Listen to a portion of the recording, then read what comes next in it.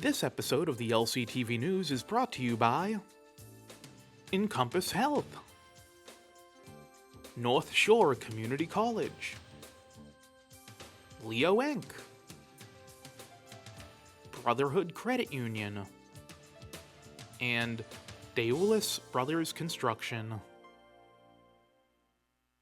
Good morning, Lynn, and welcome to another episode of the LCTV News. Headlines this week include the difficult topics of community violence and opioid use, mixed in with developments in government, and the more uplifting topics of giving back through free events. The Lowdown directs us to another organization supporting the youth community through art and activities. Here is the news for Friday, June 21st, 2024.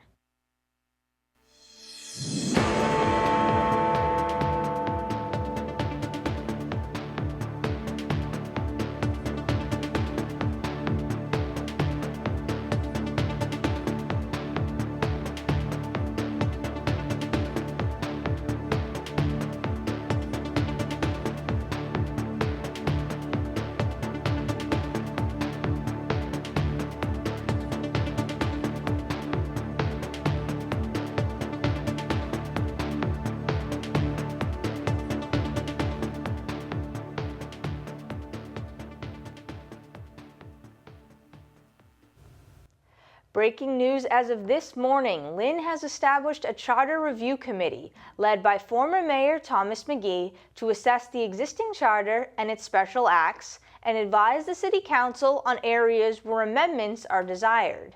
The charter, which was written in 1850, was last reviewed about 40 years ago. The 9 members of the committee include McGee, Joe Scanlon, Nicole McLean, Magnolia Contreras, CJ Mijos, Dana Smith, Jim Lamanna, Pam Edwards, and Nielsen Fresco. At the first meeting, held on May 30th, the members voted to elect McGee chair and Scanlon vice chair. Each member took home the full document of the charter and will reconvene to discuss initial thoughts on June 26th. The goal is to have a proposal ready for the City Council and Mayor Nicholson by the end of 2024. A 17-year-old male gunshot victim was pronounced dead after being transported to Salem Hospital on Saturday night. At around 9 p.m. on the 15th, police responded to gunshots in the area of 40 Federal Street and found a crashed motor vehicle.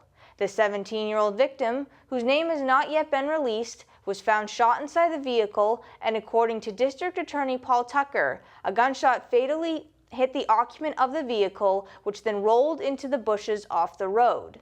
This is an ongoing investigation, but initial details indicate that this was not a random act, as stated by the Lynn Police Department. In a statement released by Lynn Police Chief Reddy, quote, "The Lynn Police Department, our partners from the Massachusetts State Police, and the Office of District Attorney Paul Tucker are committed to pursuing every lead in this investigation, and we will not stop until those responsible for this outrageous act of gun violence are held accountable," end quote. They are also asking the public for help in the investigation, and anyone with information is encouraged to contact either the Lynn Police or the Massachusetts State Police. As of July 1st, Capital Waste will begin servicing the City of Lynn. There will be no changes to the weekly trash and disposal schedule. Residents can continue using the same trash and recycle bins and direct all inquiries regarding lost or broken barrels to the DPW. The process of curbside bulk waste pickup will remain the same, but residents should now call Capital Waste to schedule a pickup. The cost per item has been reduced to $20, and purple overflow bags are still available for purchase. Any questions residents have regarding the new trash vendor or bulk waste pickup can contact the Capital Waste Lynn hotline at 855-533-3400. The Lynn Park Softball Association got a perfect day for their second annual fundraiser tournament at Gallagher Park. Raising money to support scholarships for high school softball players, they gave 2 last year and wish to expand in the coming years. All in honor of a former player who took her own life 2 years ago.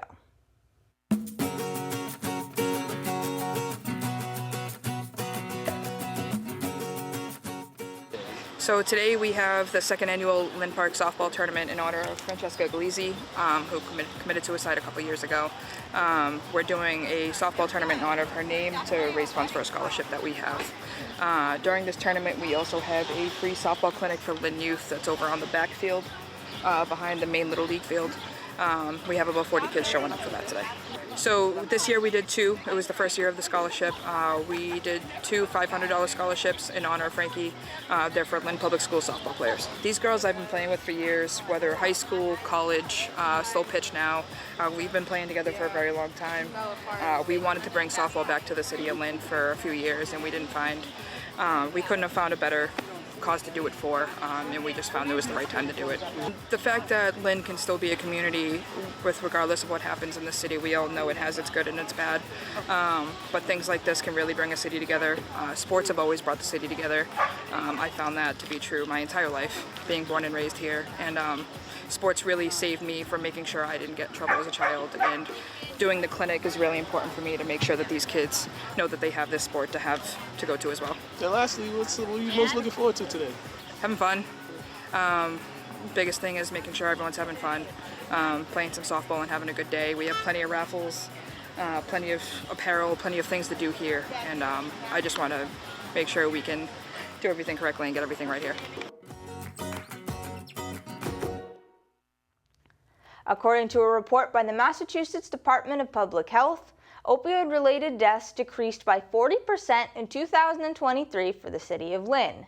There were 75 deaths in 2022 compared to 45 in 23.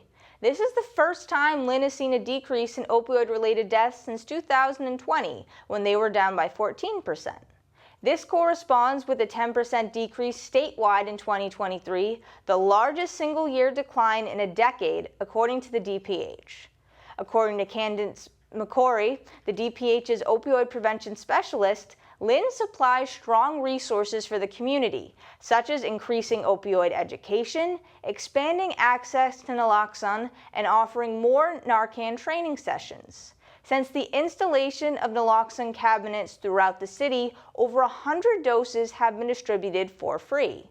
This is in addition to harm reduction classes offered at both Healthy Streets and Lynn Community Health Center.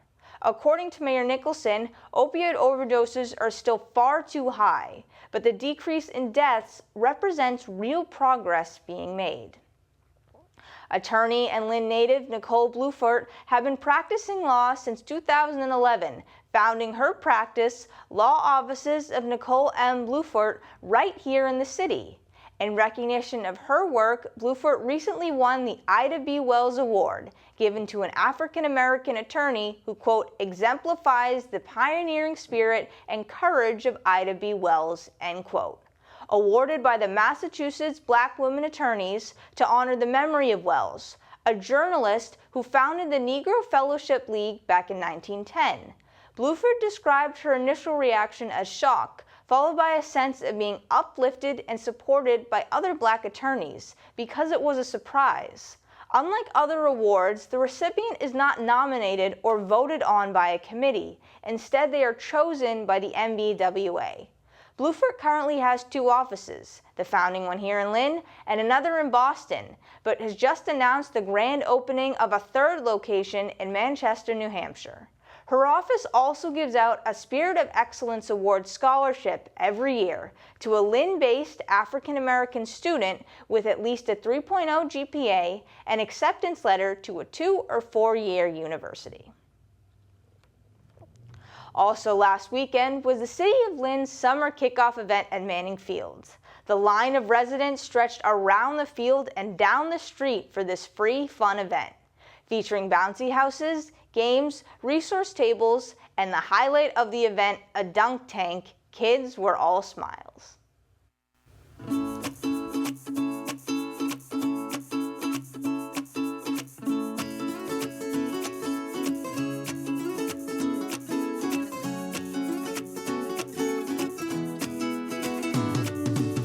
I'm Jared Nicholson, the Mayor of Lynn, and we are at the first annual Lynn Family Fun Day. It's a partnership with the City of Lynn and EDIC to have an event here at Manning Field for families all over the city. As you can see, we have a terrific turnout, amazing weather, lots of great activities and resources, and we're just thrilled to have everyone here today having fun and celebrating the beginning of summer.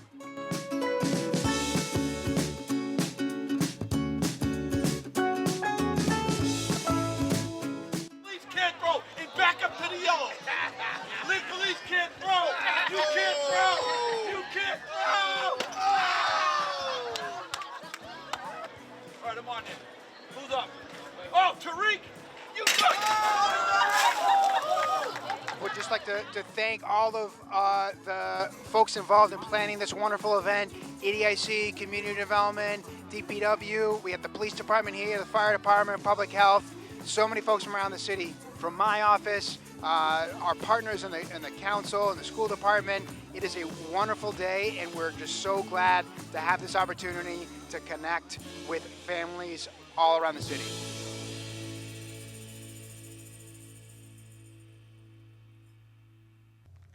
On the mound, the sports update.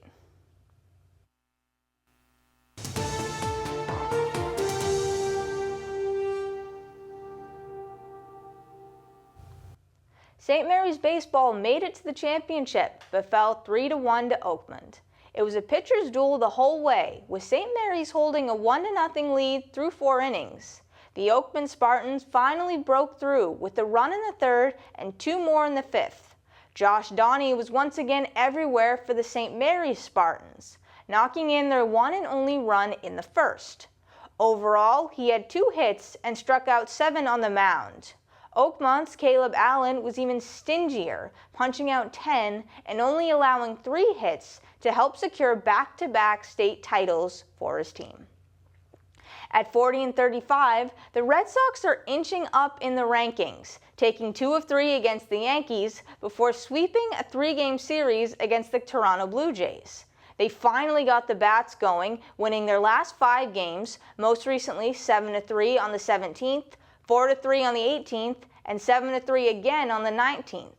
On the 17th, the Sox scored 7 runs on 11 hits, largely due to 4 homers, 2 by Tyler O'Neill, 1 by Rafael Devers, and another by Ceddanne Rafaela. Some late-inning heroics were needed to secure the 4-3 win, again by Rafaela, who knocked in the go-ahead run on an RBI single in the 8th. Jaron Duran and Emmanuel Valdez added homers of their own, supporting a 6-inning, 6-strikeout performance by Sox pitcher Brian Bayo in the series finale. After several close calls, the Celtics are the 2024 NBA champions, their first time as champions in 16 years, earning their 18th banner and breaking a tie with the LA Lakers for the most titles by any team. After 17 years in the league and over 1,000 career games, Al Horford finally got his ring, also making him the first ever player from the Dominican Republic to win an NBA championship. It took 5 games, but being run over 122-84 in Game 4 did not deter Boston. Quite the opposite, it ignited them. In front of a roaring home crowd, the Celtics went out to a 28-18 lead in the first and would not relinquish that lead for the remainder of the game. Both teams were playing much tighter defense, but the green and white found the openings they weren't getting in Game 4. Playing in a more aggressive style than Dallas, driving to the basket and nailing 3-pointers, including a circus shot by Peyton Pritchard from half court at the end of the first. Jason Tatum was again being double-teamed, but dished out 11 assists to his open teammates, while also scoring 31 points of his own. Both Drew Holiday and Derek White made the difference in the rebounding game, grabbing 19 between the two. And rebounding was the difference. The Celtics had 51 compared to the Mavericks' 35. Jaylen Brown was named the MVP of the finals, scoring in double digits in all 5 games. A 106-88 final, there were many tears amongst the triumph, as another banner will be hung in Boston for the first time in 5.5 years.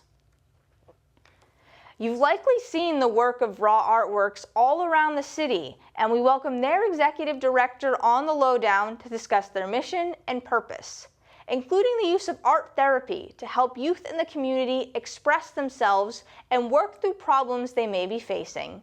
Take a look.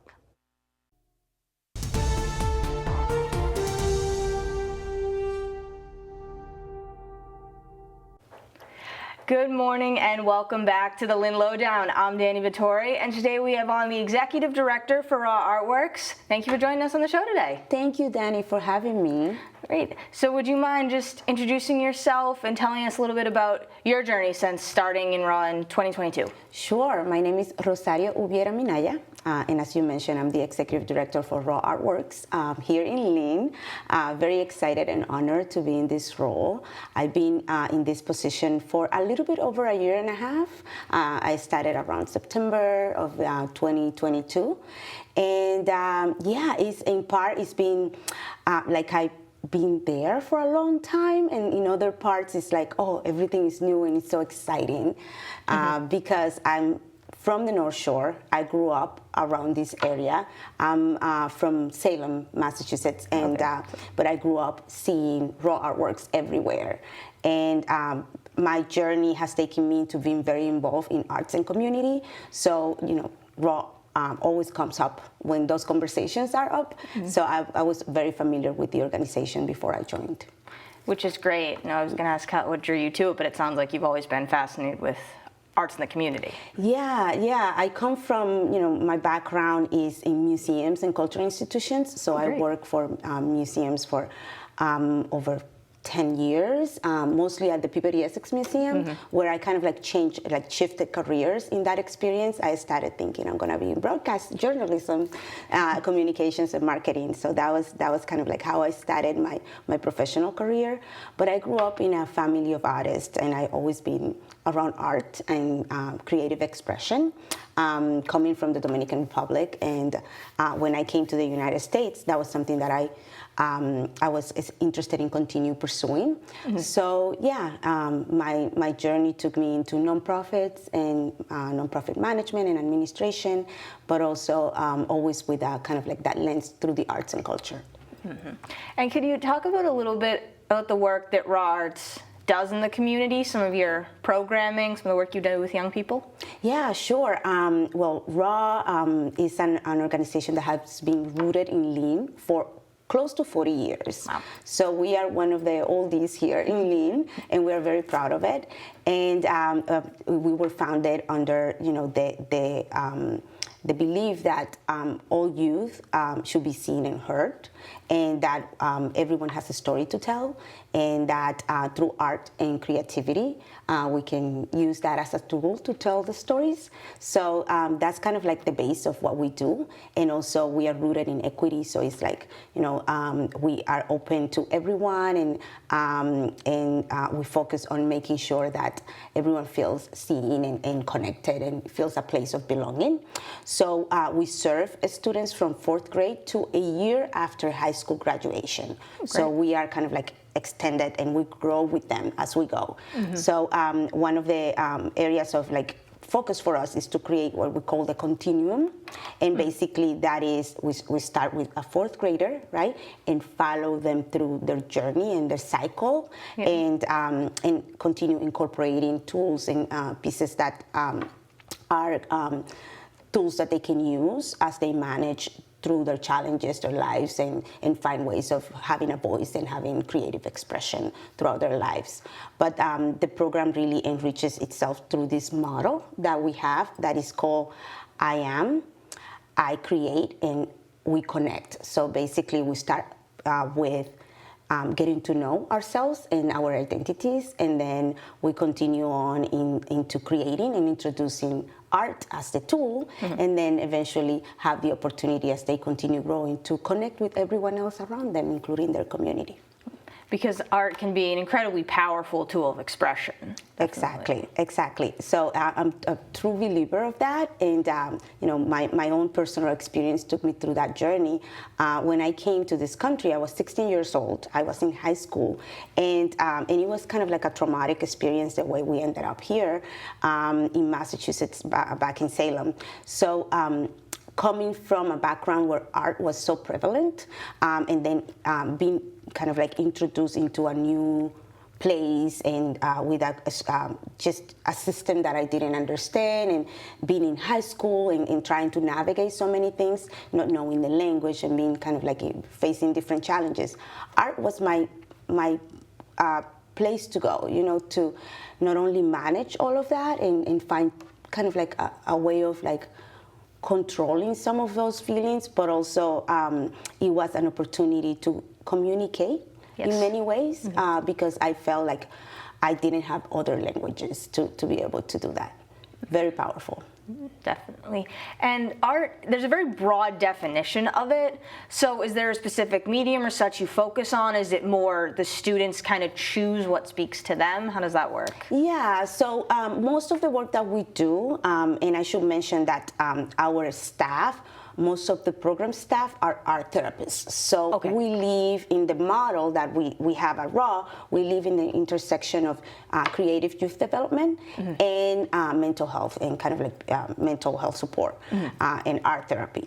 So that is the piece that not everyone understands about RAW. They see the art and they see the beautiful kind of like creations and how the kids and the youth is engaging with it, but they don't understand that there's a whole process behind getting to that.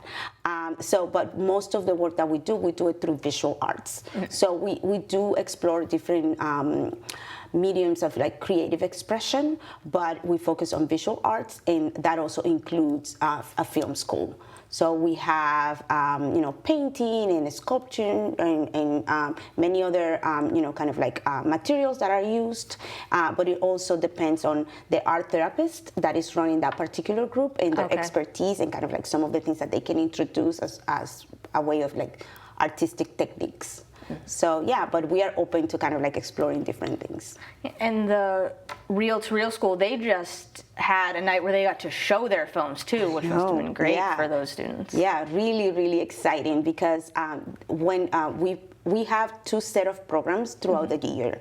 We have the school year programming that is kind of longer, and the students start around September and they end around the spring. And then we have the summer programs that are kind of like shorter programs and are our way of like trying different groups or trying different techniques or, just getting to know RAW a little bit better in a shorter way for the students that are interested in joining.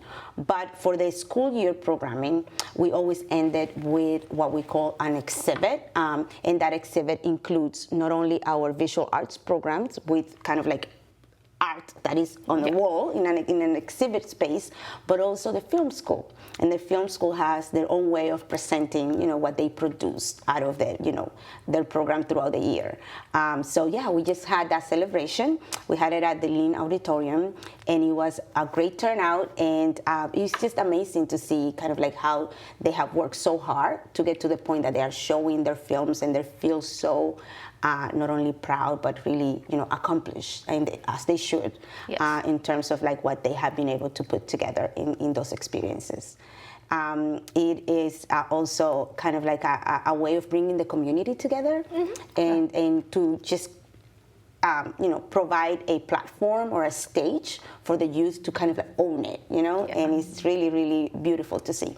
It is. And I'm curious, you said it's from 4th grade to high school, so how would youth get involved? Can they get involved at any point? Like, they don't just start in 4th grade, do they? Can they get involved when they're a little older? Yeah, ideally, we would like to have them as young as 4th graders, so we can go through that continuum with them. But yeah, they can join throughout the year. In order to get the full experience of RAW and what RAW can offer, you don't want to join later than the sophomore year because, by the time you get to a junior or a senior, it's kind of like, you don't have the RAW way in terms of like getting to, to really take the benefit of the program. But, you can join if it's something that you're looking for something specific. But yeah, so they can join at any point, either through the school or coming into the building, applying online. We have a lot of like referrals from different places, and again, we've been around for such a long time that people kind of know RAW. So students come from all different, outlets and from different ways. And some of them are looking for more of the artistic experience, others are looking for mental health, clinical support, and others just want to kind of like have access to youth programming after school. Which are all great that you provide such a vast, level of those resources. And I know I have to wrap up in a moment, but was there anything else that I hadn't mentioned that you want us to talk about? Well, that we are just very excited about the direction that RAW is taking. We've been in such a wonderful leadership for 40 years. We just transitioned into myself being the executive director after inaugural executive director that was there for 35 years. Wow. So it's exciting times for the organization to kind of like reinvent itself and get re-energized, and we are extremely excited about that. So there are going to be more things to unveil as we continue on in the next year or so. Yes, well, you do amazing work, and I want to thank you again for coming on to share some of that with the greater community. Thank you, I appreciate it. Of course, you are welcome anytime. And once again, I'm Danny Vittori. This has been the Lynn Lowdown, and we'll see you next week with more guests.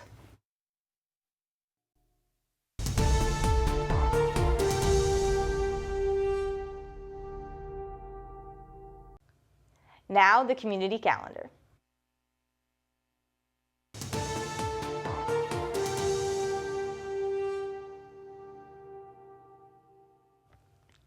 Next Tuesday, the 25th, the Pride flag will be hosted over City Hall in honor of Pride Month. This has been an annual tradition since 2010, affirming the city's continued support of the LGBTQ+ community and their right to express their orientation freely. Additionally, there will be resource tables, speeches from local leaders, and performances. In the next edition of Final Fridays, the Lynn Museum is hosting a Fashion Week celebration from 6 to 9 p.m. Taking place at Frederick Douglass Park, this is part of a free series of events meant to bring the community together. There will be performances of spoken word, singing, and a presentation from a fashion stylist. Continuing in their annual tradition, the reading of Frederick Douglass's speech, What to the Slave is the 4th of July. Spanning 45 paragraphs, members of the community can sign up to read as many passages as they'd like. Taking place fittingly at Frederick Douglass Memorial Park and beginning at 11 a.m. on July 3rd. The rain location is Lynn Museum, Lynn Arts.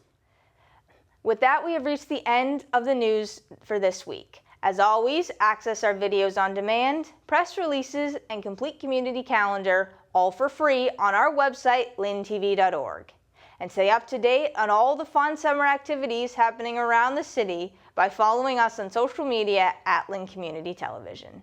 If you have an interest in staff and member content videos, head to our YouTube page, Lynn Community Television. I'm Danny Vittori, this is LCTV News, and we will see you next week. This episode of the LCTV News is brought to you by Encompass Health, North Shore Community College, Leo Inc., Brotherhood Credit Union, and Deolis Brothers Construction.